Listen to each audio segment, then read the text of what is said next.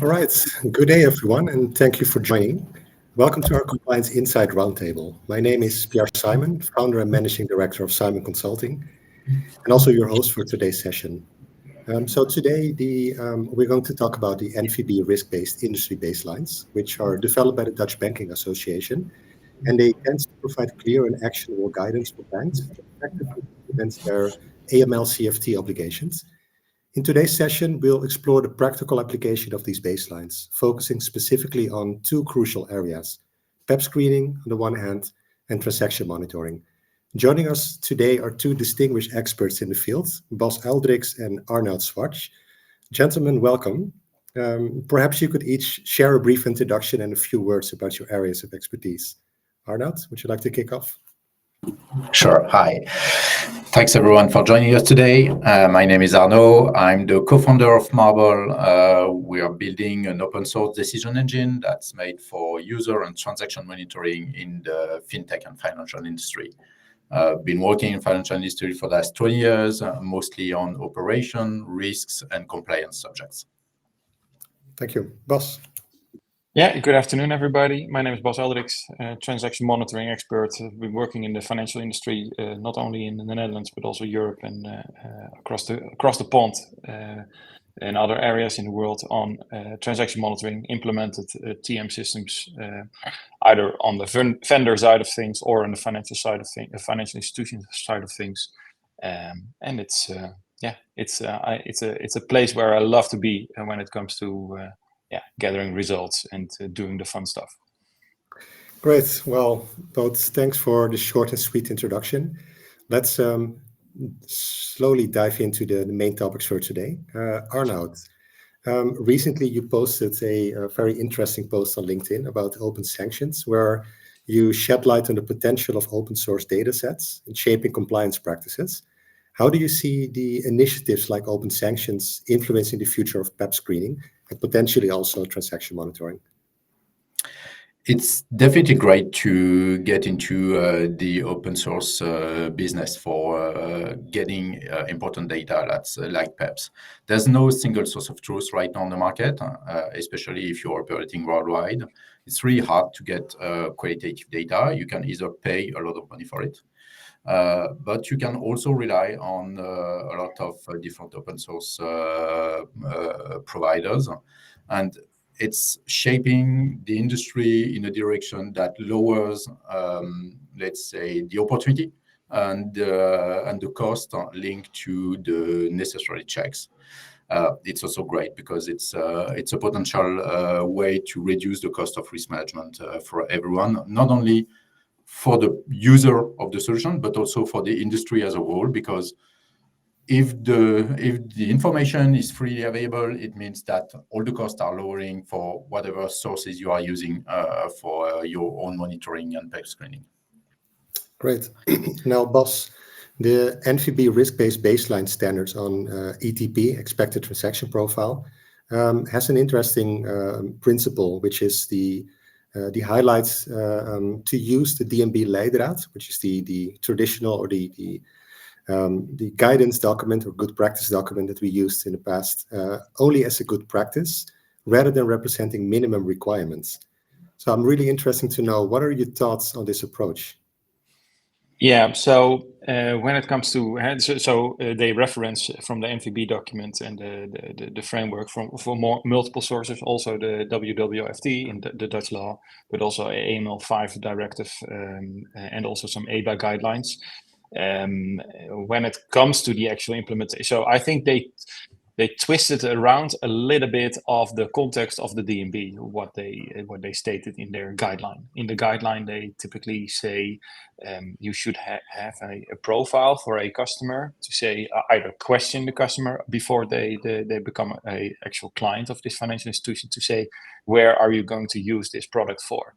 And how are you going to use it? And if you say I'm only going to use it domestically, and as soon as you do an international transaction, then you basically get a phone call by the bank or by anybody else by saying, hey, you did not say that you want to do this type of transaction, but now you're doing it. Why?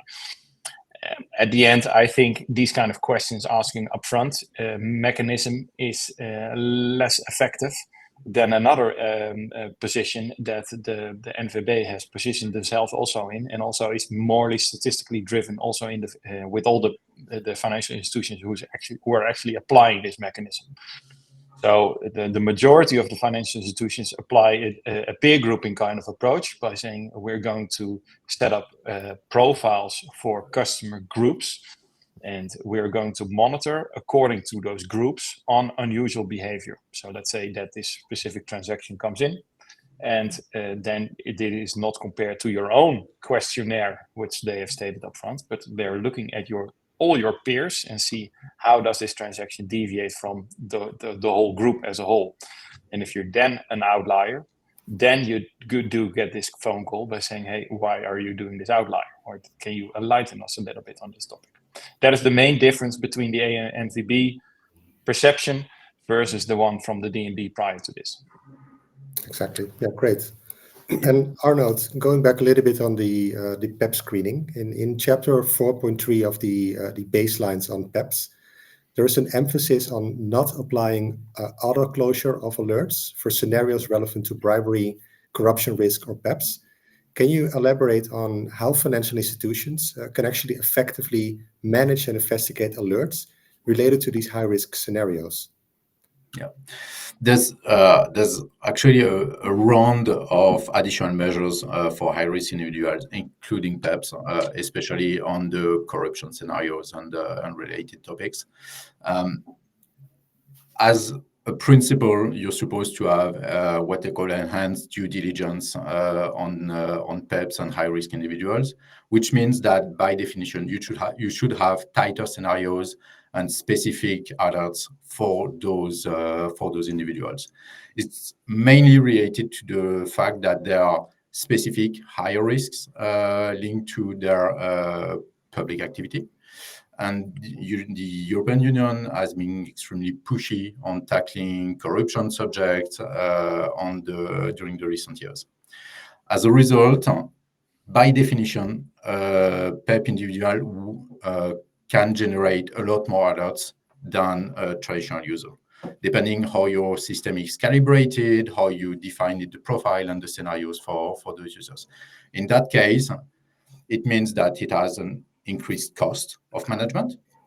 And it also means that you may have to twist a little bit the way you are handling the different alerts. Depending on the way you are organized, you will either immediately manage the alerts by a dedicated team for higher risk individuals.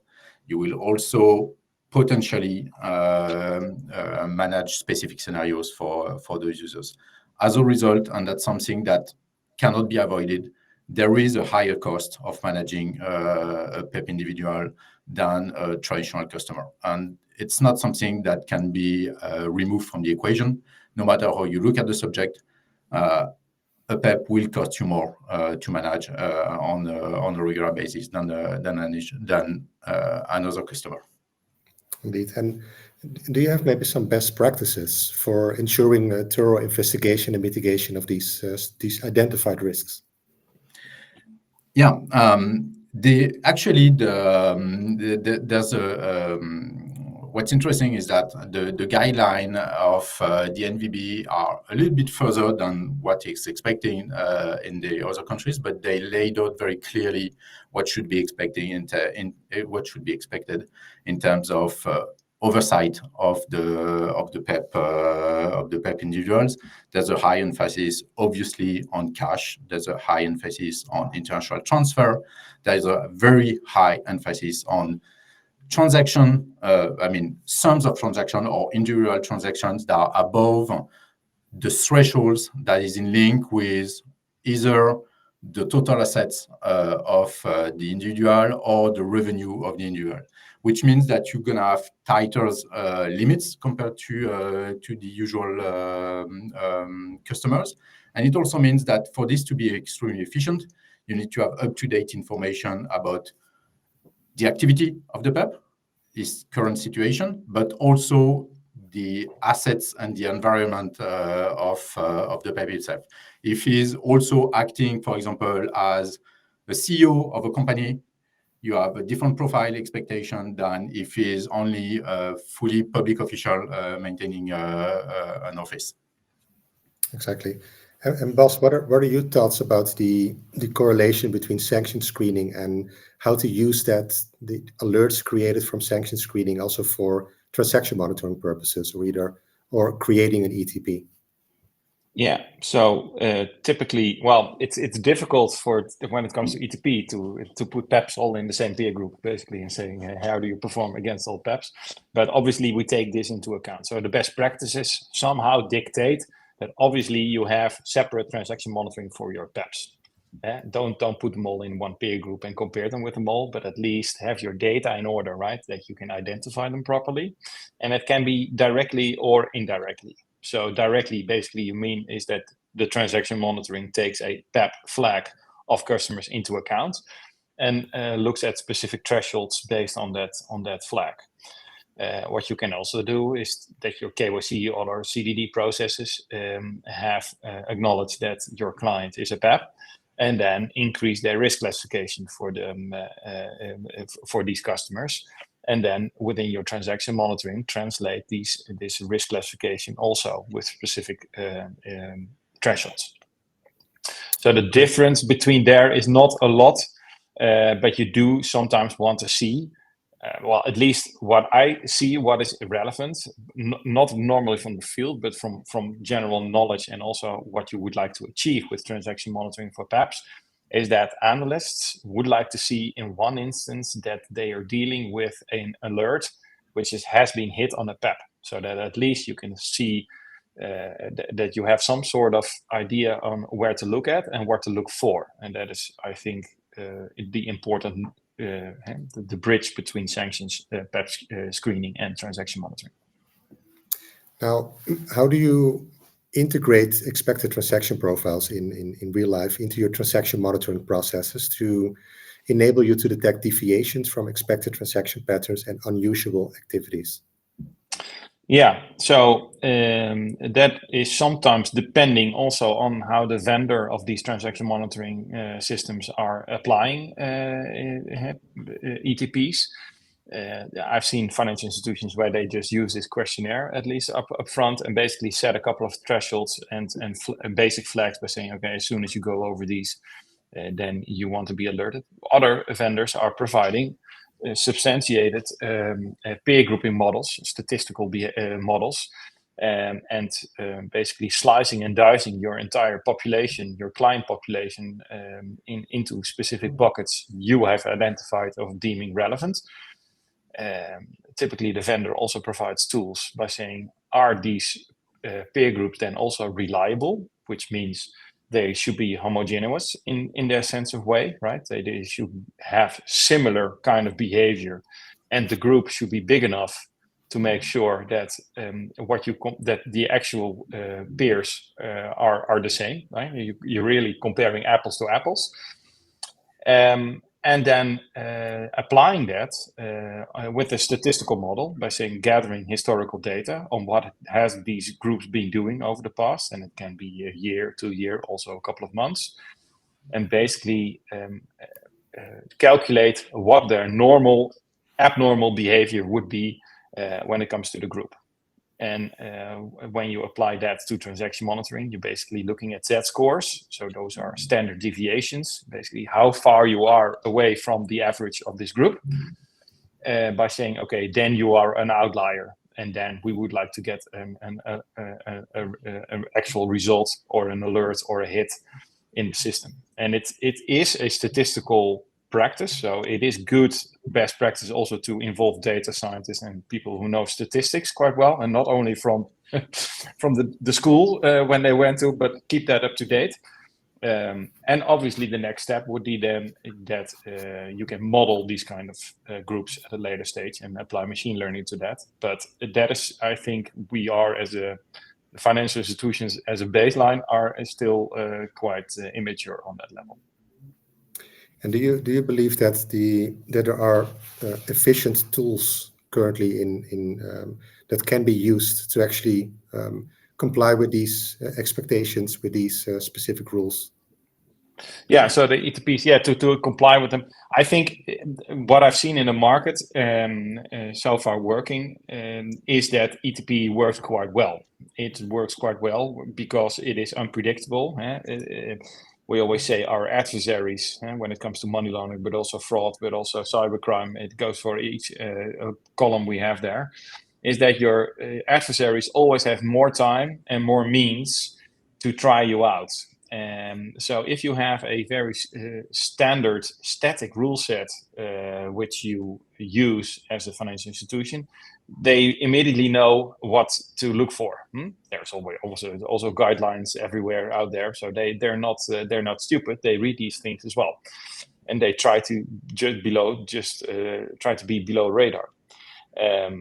But applying actual mechanisms like this and Z-scoring and peer grouping in transaction monitoring, that can make you yourself a world champion when it comes to transaction monitoring processes. At least, they typically the false positive rate of these systems, it's quite low. But with applying ETP for specific scenarios and modus operandi, that can increase that dramatically, and that is good.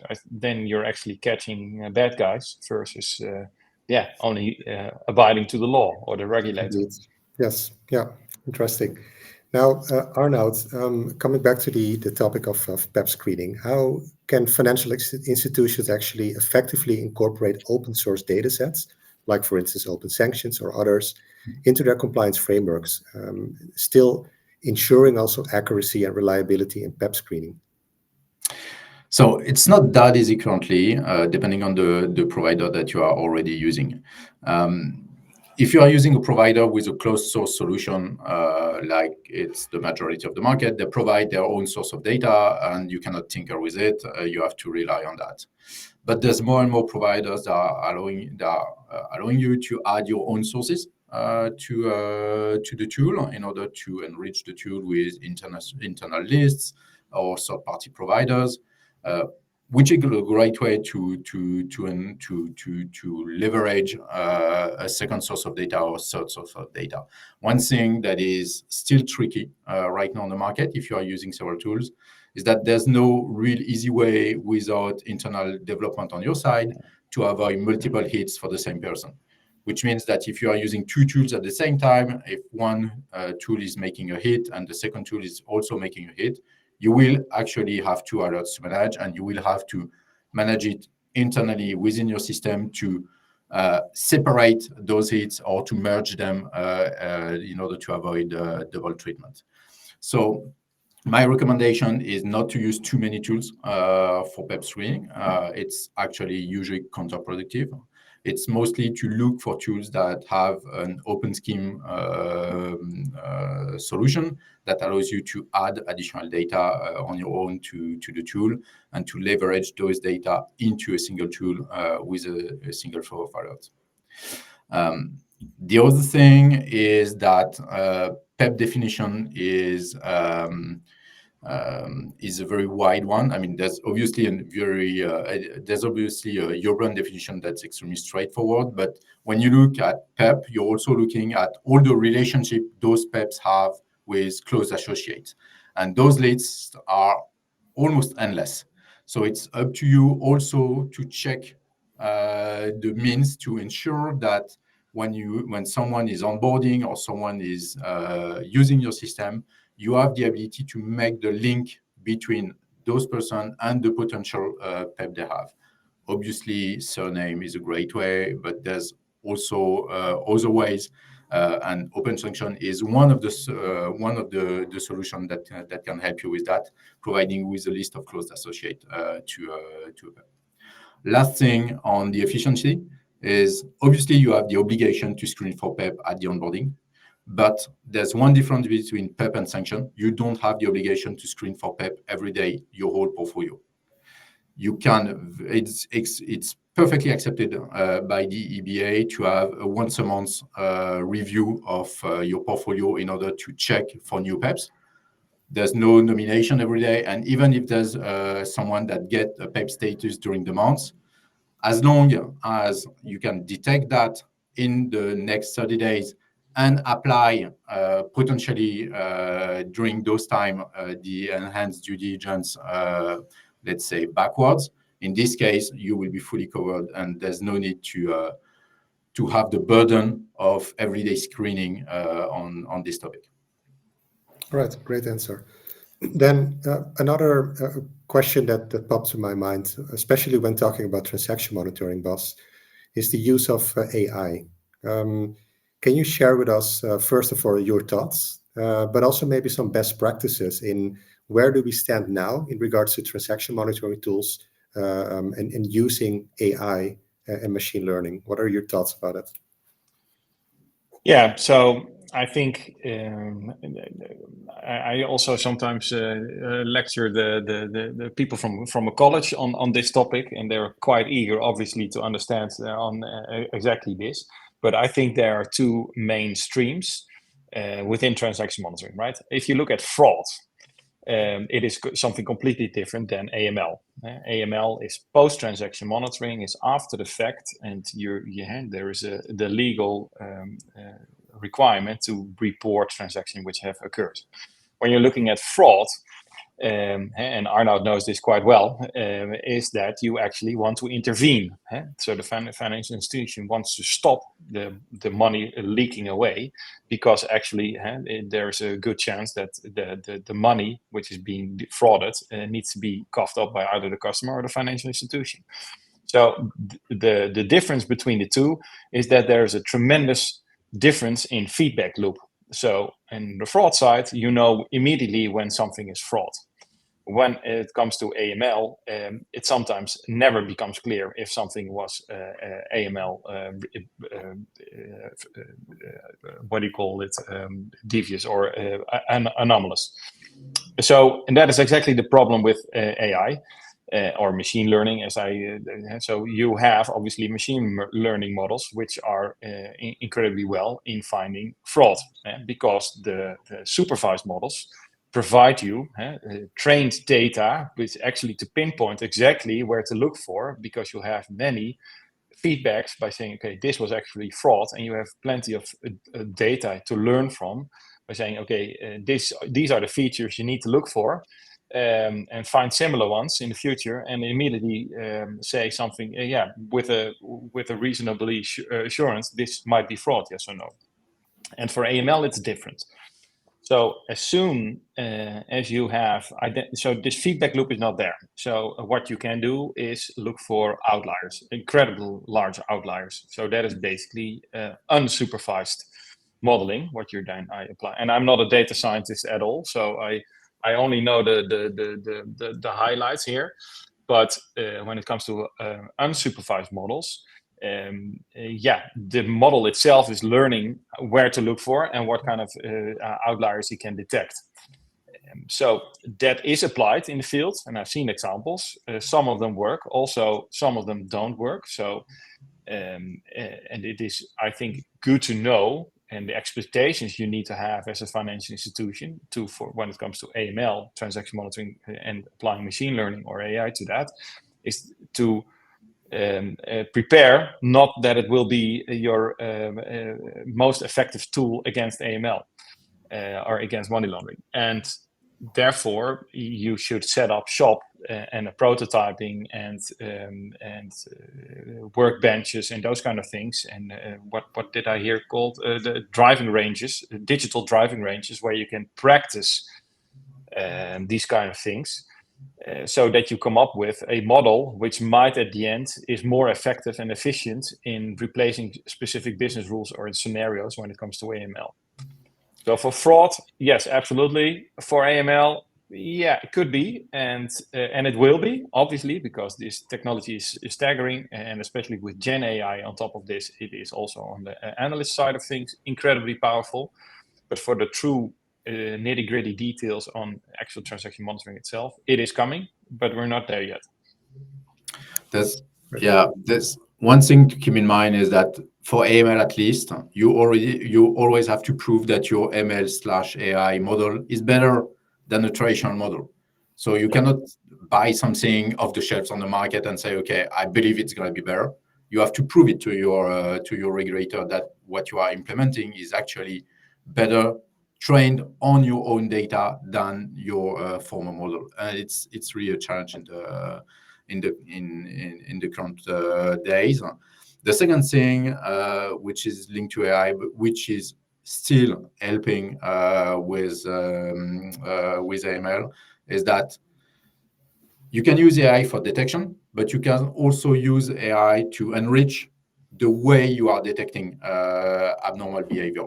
One thing where AI is changing the way we are dealing with transaction monitoring for AML is better understanding the context of a transaction simply by automating the way a machine learning, not a machine learning, but a large language model can get this information and structure that in a way that can be understood by a transaction monitoring tool. In the past, you had to make lists of words and specific alerts you wanted to have on transaction monitoring. Right now, you can have what is called zero-based classification, which allows you to automatically classify, for example, the different label or the different name of the merchant in the right categories for you without having to rely on pre-filled list of specific words. And the beauty of it is that it works in tons of languages at the same time. So for organizations that are dealing with international transfers, it's perfect to avoid missing a detection based on the language that's used by the end user. Yeah, and to add to that, I think it is to make the round, the loop round again. I think it is also that clear if you go in for a vendor in this area, make sure that they have plenty of import and export capabilities. I mean, there's an open model PMML. This is for modeling in import and output. That you're not locked in specific models or from the vendors, indeed. But also keep this open and workable for the upcoming decades instead of only looking for a couple of years, because these things are bespokely built for your business only, indeed, and will not work for anybody else besides you. What also makes me curious, of course, if we talk about AI within AML, but also in that fraud, then we're talking mostly about transaction monitoring, both post and pre-transaction monitoring. Is AI also already used, to your knowledge, Arnaud, in PEP screening? AI is, there's a wide definition behind that. Machine learning, yes, definitely. I mean, there's a lot of matching algorithms that are based on machine learning for PEPs and sanction screening, and that allows you to lower the level of false positive that you get based on the combination of criteria, fuzzy matching with the name, date of birth, country, and different information that you have with the different person.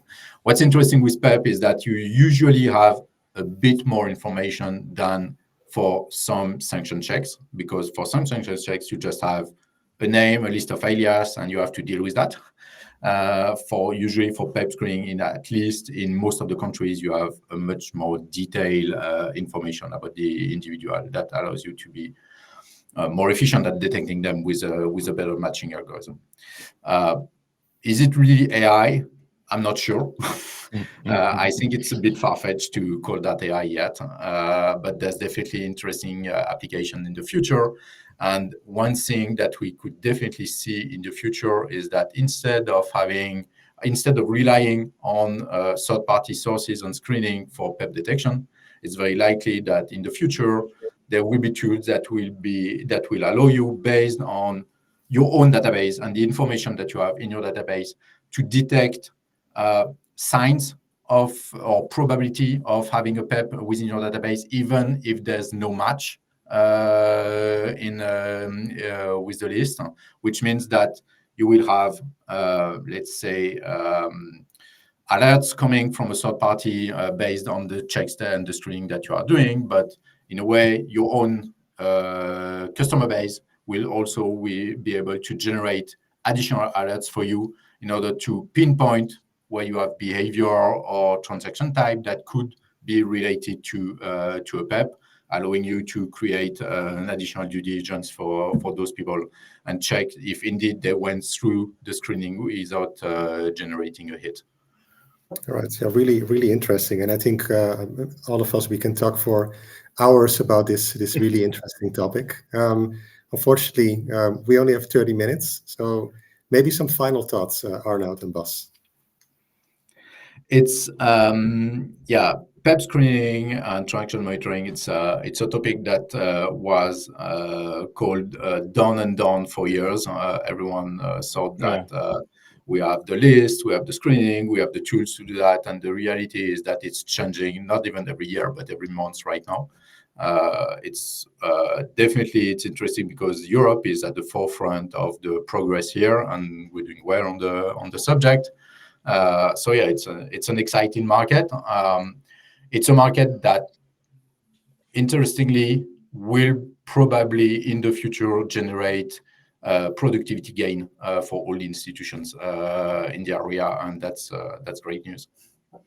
Thank you. And to conclude to that, I think it is also sometimes wise to hammer down clients where I work for financial institutions to say, do not only think about this regulator, do not only think about all these guidelines, but also think about why you are this gatekeeper to this financial system, and actually focus sometimes on practical implementations when it comes to transaction monitoring, and look at modus operandi you see in the newspaper day to day, instead of endless risk libraries dedicated by third parties who have no idea on how your financial institution is working.